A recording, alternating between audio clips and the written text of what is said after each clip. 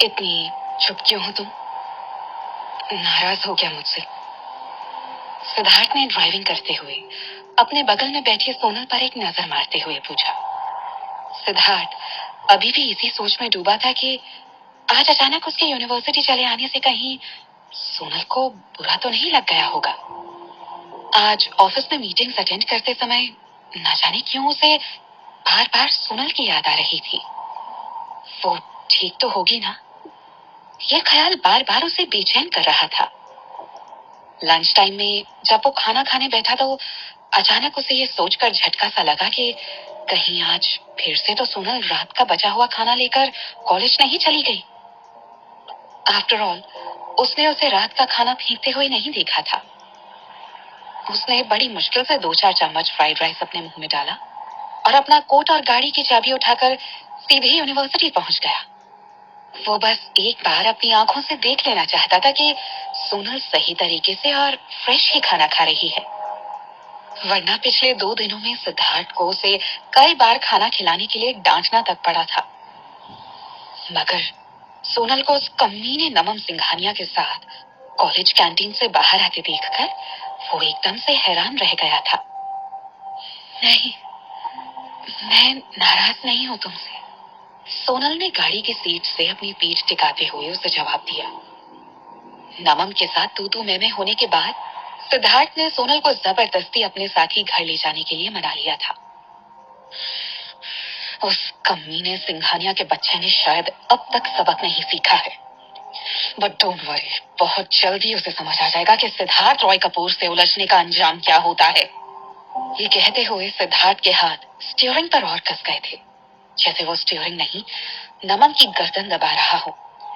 नमन की कही बात याद कर सोनल सिद्धार्थ से पूछना चाहती थी कि क्या वाकई उसने राहिल प्रभाकर के साथ कॉन्ट्रैक्ट साइन कर लिए हैं, मगर कुछ सोचकर उसने इन सब बातों का जिक्र सिद्धार्थ के सामने ना करने का फैसला किया और चुपचाप बैठ गई। सिद्धार्थ को अचानक जैसे कुछ खटका। नमन के अलावा क्या कोई और भी है जो इस तरह कॉलेज में तुम्हारा पीछा करता रहता है? सिद्धार्थ ने अपनी आंखें सिकोड़ते हुए उससे पूछा। आखिर सोनल इतनी खूबसूरत जो थी, और हर बार खूबसूरत लड़की के अनगिनत आशिक होते हैं जो यहाँ वहाँ उसका पीछा करते फिरते हैं। सोनल की समझ में नहीं आया सिद्धार्थ उससे ये सब क्यों पूछ रहा है, मगर उसने सब कुछ सच सच बताना ही ठीक समझा।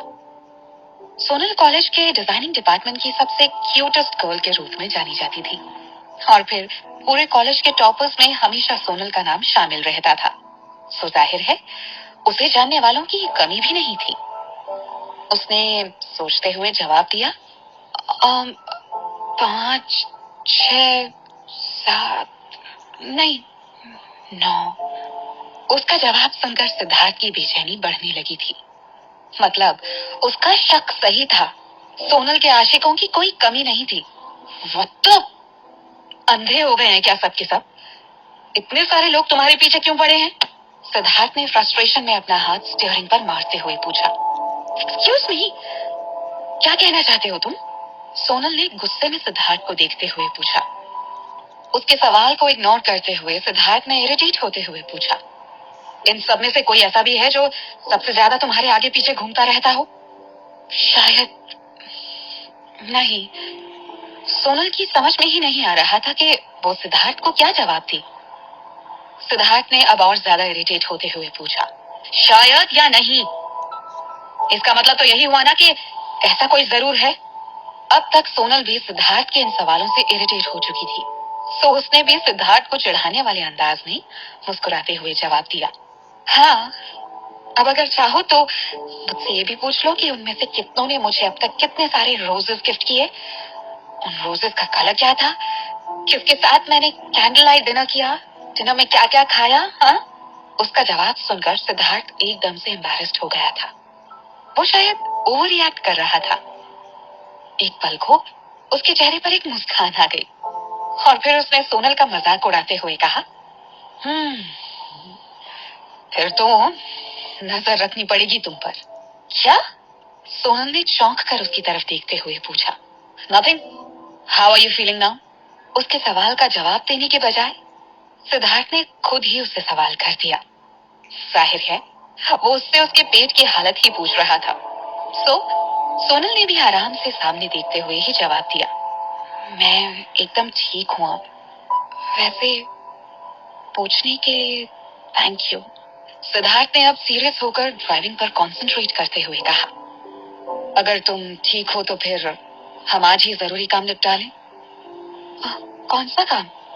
सोनल ने सिद्धार्थ के ऊपर सवालिया निगाह डालते हुए पूछा। हमें अपनी मैरिज रजिस्टर करानी है।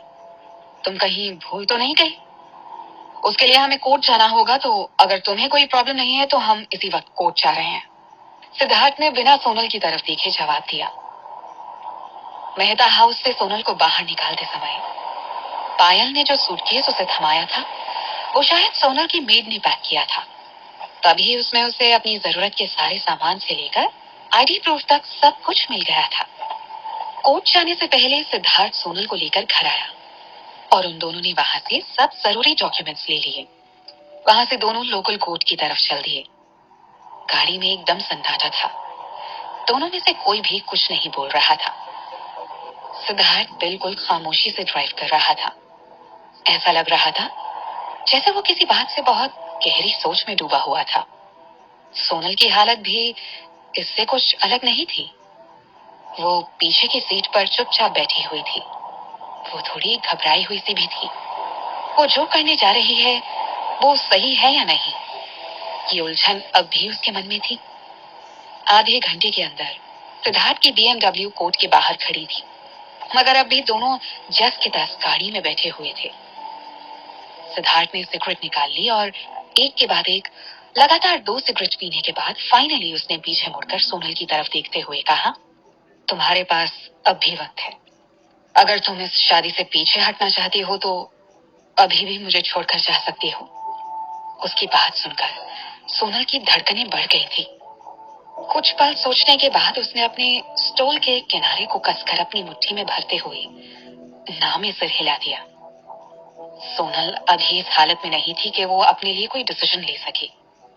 सिद्धार्थ के साथ शादी करने के अलावा उसके पास और कोई रास्ता ही नहीं था।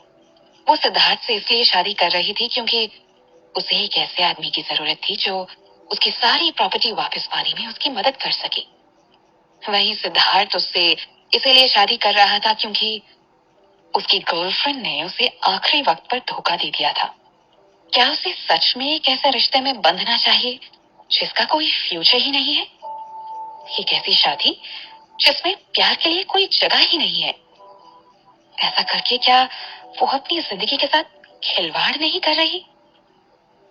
विंडो से बाहर देखते हुए सोनल के मन में कई ख्याल हवा के झोंकों की तरह आ जा रहे थे। पिछले कुछ दिनों में सिद्धार्थ ने उसके लिए कितना कुछ किया था, ये याद करके उसने खुद को कन्विंस करने की कोशिश की। भले ही इस रिश्ते का कोई फ्यूचर नहीं है, या शायद सिद्धार्थ कभी उसे प्यार ना कर पाए, मगर वो हमेशा एक दोस्त की तरह उसका साथ भी देगा और ख्याल भी रखेगा। ऐसे में अगर इस रिश्ते में प्यार ना भी हो तो भी इसे निभाना इतना मुश्किल नहीं होगा। सिद्धार्थ ने चुपचाप देखकर कोर्ट के दरवाजे पर एक नजर डालते हुए कहा, एक बार अगर तुम मेरे साथ अंदर चली गई तो मैं वहां से एक शादीशुदा लड़की के रूप में बाहर आऊंगी और उसके बाद लोग मुझे मिसेस सोनल सिद्धार्थ रॉय कपूर के रूप में जानेंगे। सोनल ने मुस्कुराते हुए खुद ही सिद्धार्थ की बात पूरी कर दी। उसने अपनी नजरें झुकाते हुए कहा,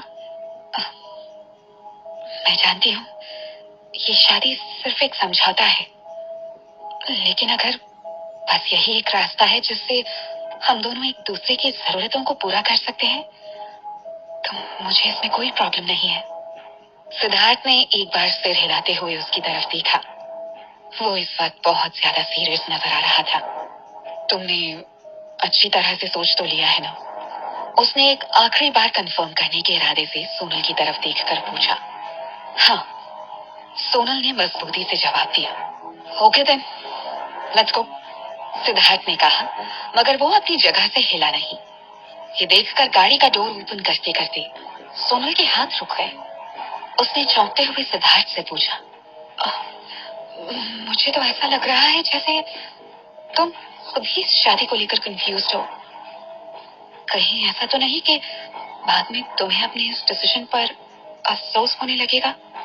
सिद्धार्थ ने एक नजर उस पर डाली और एक फीकी सी हंसी हंसते हुए बोला, नहीं, ऐसा कभी नहीं होगा। ठीक है फिर, मैं बाहर तुम्हारा इंतजार कर रही हूँ, कहते हुए सोनल गाड़ी का दरवाजा खोलती हुई बाहर चली गई।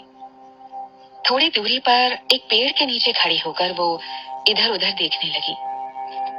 सिद्धार्थ ने गाड़ी में बैठे बैठे एक नजर सोनल पर मारी। हमेशा की तरह आज भी सोनल ने जरा भी मेकअप नहीं किया था और एकदम सादे कपड़ों में थी। उसने एक लाइट ब्लू कलर की जीन्स पहन रखी थी और उसके साथ एक पिंक कलर का कुर्ता पहना हुआ था। उसके गले के चारों तरफ लिपटा हुआ स्टोन हवा के हल्के झोंकों के साथ धीरे धीरे हिल रहा था। अपने लंबे काले बालों की उसने इस वक्त एक पोनी टेल बना रखी थी। इतनी सादगी में भी वो बेहद खूबसूरत लग रही थी।